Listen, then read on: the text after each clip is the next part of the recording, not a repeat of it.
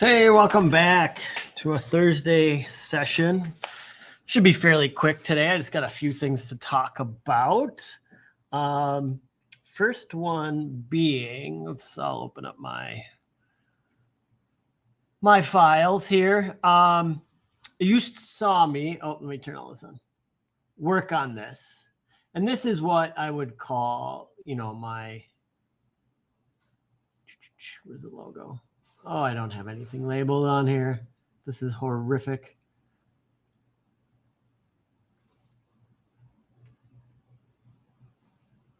Well, close enough. We'll get some of this. There we go. And then the background images. I want that one off, and I want the bubbles on. Something like that. Something like that. That one. All right. So, as I said, when I worked on this, come on. This was my start. I picked, a design, depending on if you pick the poster, if you pick the flyer, kind of like whatever you started to work with first to start to develop your look and feel needs to carry through to every piece. This is like my biggest, I think my number one thing that I said kind of across the board is like brand continuity needs to carry through. So if you designed your poster and you use, a good example, excuse me, I'm gonna sneeze. If you used this set of colors, these are the colors you use on the flyer, on the, website, on the stand-up, on the everything. Don't start to make oh, I have this kind of rose color, but then I'm gonna change it and use a different thing someplace else and do a different color of it, but only on one item. Like when I do these, when I work like this and when I have a series that I have to do, I simply just go from one thing to another and I copy and paste it all into the next one. Now here's a good thing. If you didn't know you could do this, this is a big helper for doing that. So I do have if I say I label this stuff, this is like overlay. Because I just saw a bunch of things being introduced per design with a lot of people that I was like, well, I didn't see that before. And then I see another thing and I didn't see that design element anywhere else. Why was it introduced all of a sudden? So like I'm saying, if you introduce a design element, then it needs to be in everything, or yeah, it needs to be on everything. I would say if it's only on one thing, it doesn't consistently go across the board. We want this to be recognizable from billboard to website to in-store to everywhere, that people don't oh, is that a different promotion? It's a different color blue than the other thing was. So it must be something different. Well, no, it's not. It's the same thing. So that's what I'm talking about with the brand continuity. This will be image. It's going to yell at me when I do this too, but I just want to show you. I want this one, no bottles. I want bottles. And this is logo. So what you can do, say, I started here and I'm pretty happy with the way this is looking. And I'm not going to really, I can update, I can make changes, but I need to take this and then I'm going to make a poster. All right. So now I start my poster phase and I go to File, New, and I'm going to do 24 by 36. Don't worry. I know you guys all know how to do this. Let's put on the bleed, 25. But this isn't the part. And I'm going to hit create. Now I'm going to go back to this file. And I'm going to go up here in the hamburger menu, and I'm going to hit paste, remember layers. I turn this on and off all the time when I'm working, especially when I'm doing this kind of work. I want it to use it now, but not in a little bit. It'll make sense. I'm going to hit paste, remember layers. Now, when I grab everything I want, I'm just going to do a big sweeping grab, and I go copy, and I go here, and I go to paste. And then I'm just going to do this. Ignore all, because it's complaining that it can't find images. Ignore all. What happens is all my layers, it kept all my layers, and it kept all the layer names. And so I don't need to mess around. Like, it's what's done and done. And then I can just, simply start like, all right, let's start making this poster. And, I grab this and then I got that as big as possible, and I just kind of start moving from there. This will have to turn this way and then we'll make it big. But I didn't have to sit there and copy and paste one thing at a time, rename the layer, redo this, redo that. I can simply just come in and start working on it, and they're all on their own layers. Now, the place where this becomes a pain and you have to turn it off is with this. So say I grab this piece and I go to copy, and I just want another, I'm going to put them down here like little florets. Or no, I'll do it differently. That's a good way to do it. Oh, if I go to like here, say something totally different, and I want it in and I paste it, it's going to paste it on its own layer in bottles, like, and do this thing. And I wanted it in this layer for this one. So you have to remember that, kind of turn that on and off when using it. But every time when I'm working on a big project, I'll come back to that, like this, and where I'm like, okay, then I want all this for the billboard. And I just do the same thing. I go, A, copy, and file, and new. I can't remember the size, but if it's like 72 tab 14, let's say that's a billboard size, create, and I just go to paste, remember layers, it's on, boom, ignore all, and it's all set up for me. So start using that. Like, that's a great way to ensure you're getting continuity across all your pieces. You're using the exact same artwork. You're not guessing at colors. And I know we all know to like just clearly copy and paste an element, but that's what we need to see. I'm not going to add or change anything. Then, so I have a billboard, I have a poster.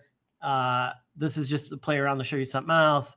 I got my web screen and my stand-up. They all have all the same parts. And if I change something here, say I'm like, oh, I'm going to change out the background, I need to then do it on every piece. So it is the same across the board. So make sure that you're doing that. Brand continuity is the one that I see, like, look at all the pieces together. Look at your, click through your own presentation template and be like, oh, the back of the flyer looks different than everything else. Well, you got to then match it in, bring it into match. So make sure you do that. Stand up. You have to do an in-store piece. One clue is go online and find a vector version of a person and make them 72 inches tall, 6 feet tall. That will give you a good idea that when you create your stand-up, how it will representationally look in real life.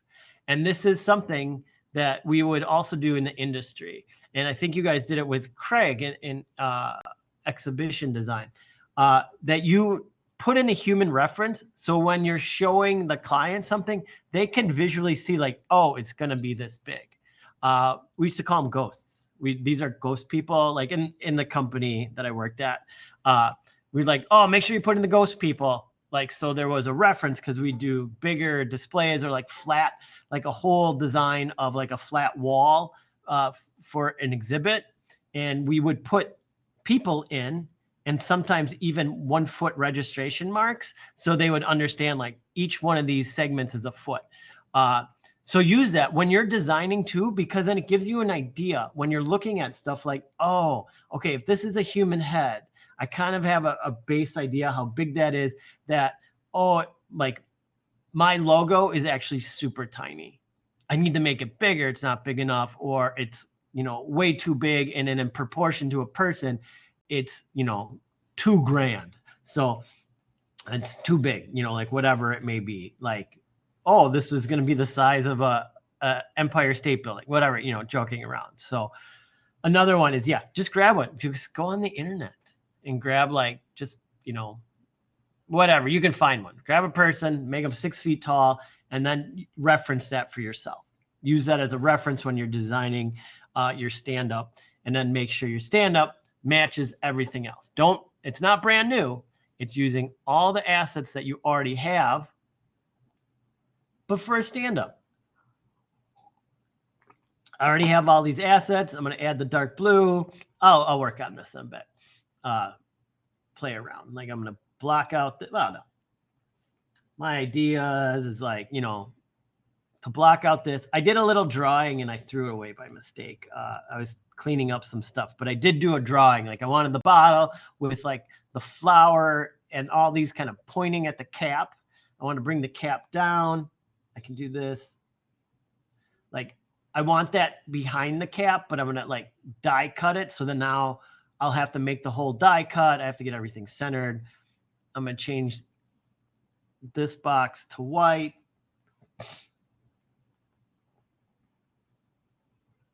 So then I can put the logo in there, and I'm going to change then the logo to the proper blue.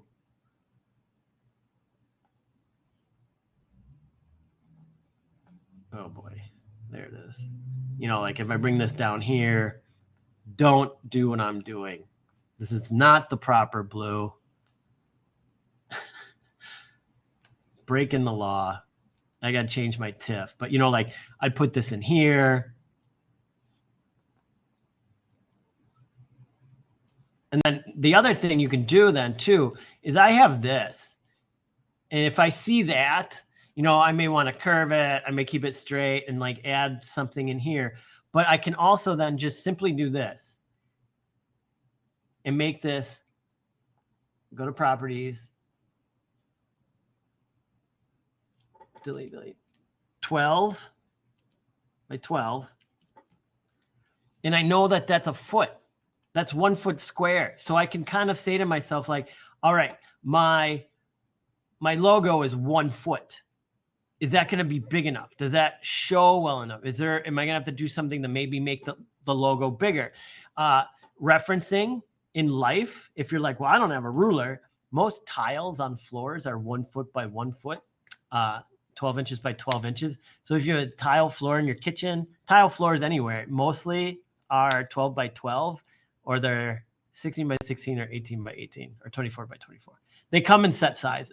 I always reference, like there's so many times in life, or like I reference the floor to people. I'm like, oh, if you look at your floor, that's 6 feet by 2 feet is this big. And they're like, oh, okay, that's great to know. Easy peasy. So make yourself like little reference squares so you can be like, okay, this logo is going to be about that big comparatively to this human who's this big. And then you kind of zoom in. They're going to have to look down here. Is it too low? Like we don't want the logos down, you know, like the information down below your knees isn't necessary. You know, it's there to attract the eye. Like, ooh, look at that giant bottle. And then they can read this stuff. It's on the bottle. Great. But we have enough stuff. And then we have like a celebration up here, and then make sure that's die cut. And it's going to have that dark blue because I think that's, you know, looks better than this yellow back there. But that's what I do. So some cool little features.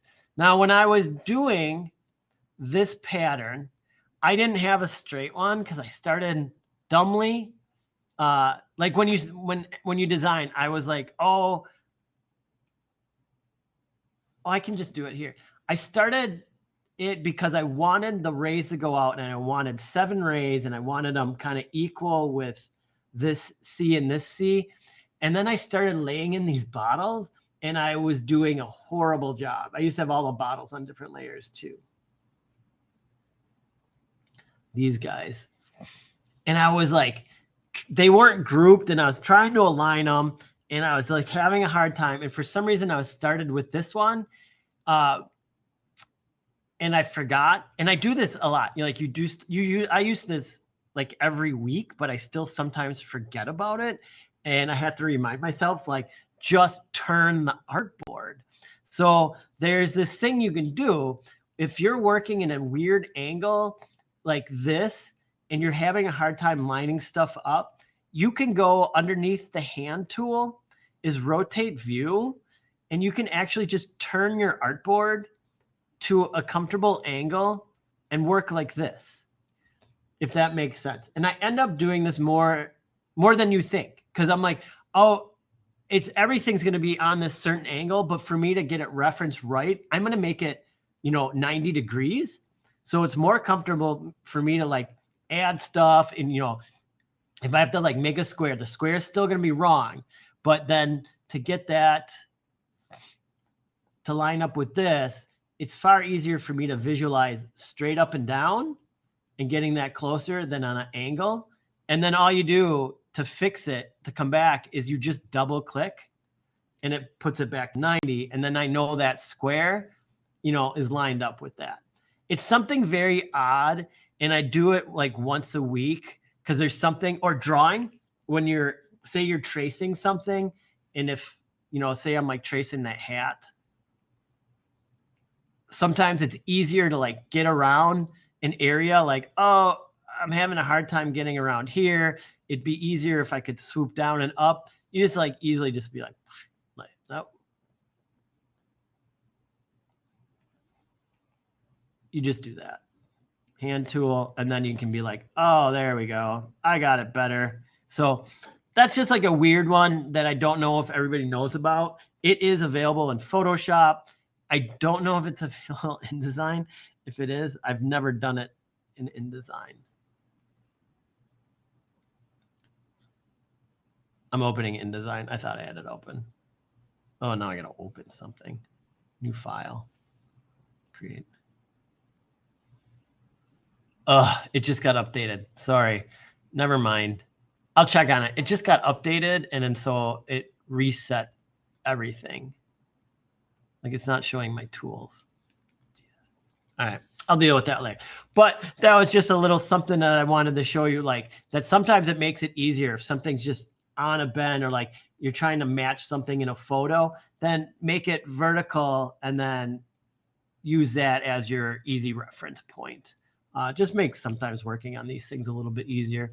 That's what I had this piece out for, is to talk about that, where you can just be like, oh, make that bottle stand straight up and down, and then you can do the side to side, and then when you bring it back here, it's at the proper angle that deals with the rest of the objects. And so that made it easier for me, because none of these, this one isn't actually supposed to be perfectly straight out. It's a little bit angled down. The other thing, so brand continuity, rotating, a bunch of people with the website, just two things. All right, do screenshot this thing. Like the size, I want you to screenshot the screen, all right? And then your item, like turn off this, the oat milk. Screenshot this, and then your screenshot goes right in here, right in the orange part. Keep this chat, and it's just the orange part. And don't squish it or squash it. Like, it's just a screenshot, 16 by 9. It's like a little bit smaller, and do that. Here's the other funny thing. I'm going to disappear for a minute. Bring it back. Oh, no, I hate when it does that. Okay. And this is something from back in the day, and it's good to do when you do this, to know about it.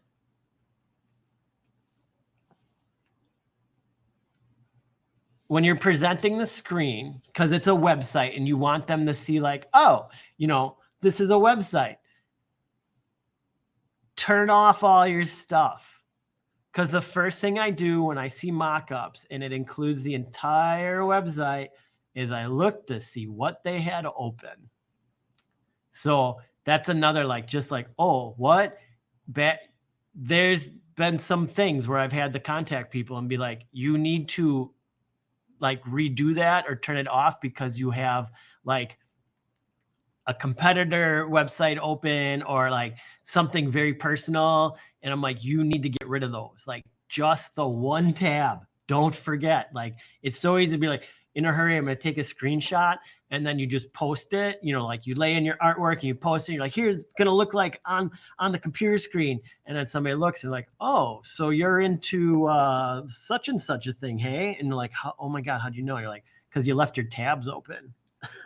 So that was another thing I wanted to talk about as well.